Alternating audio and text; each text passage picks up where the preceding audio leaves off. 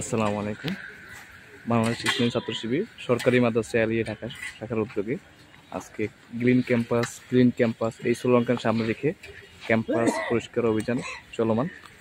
আমরা দেখতে পাচ্ছি এখন সরকারি মাদ্রাসা আলিয়া ঢাকার আল্লামা কাশগরী রহমতুল্লাহ হলের সম্মুখে পরিমাণকে বৃষ্টিতে যে আগাছা জন্মেছিল সেই আগাছাগুলো এখন পরিষ্কার করছে।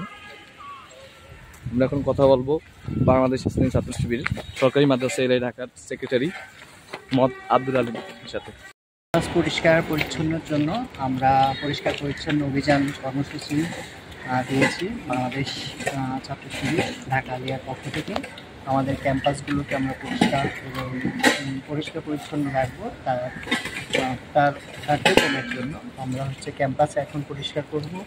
আমরা ক্যাম্পাস পরিষ্কার শেষে আমাদের দুইটা হল আছে, আল্লামা কাশগরী হল, আমরা আল্লামা কাশগরী হল আজকে পরিষ্কার করব এবং আগামীকাল আমাদের আমিনুদ্দিন হল আছে, আমরা সে আমিনুদ্দিন হলে আগামীকালকে পরিষ্কার করব। আমাদের 2 দিন ব্যাপী এই পরিষ্কার পরিচ্ছন্ন কর্মসূচি বাস্তবায়ন করব আমরা ইনশাআল্লাহ।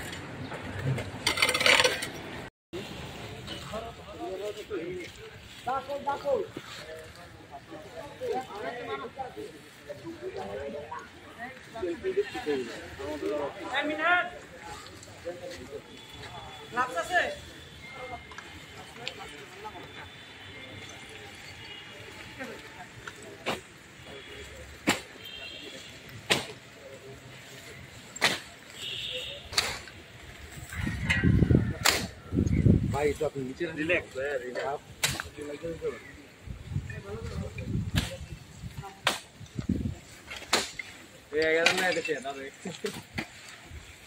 কেন ডেবেল না, কেন ডেবেল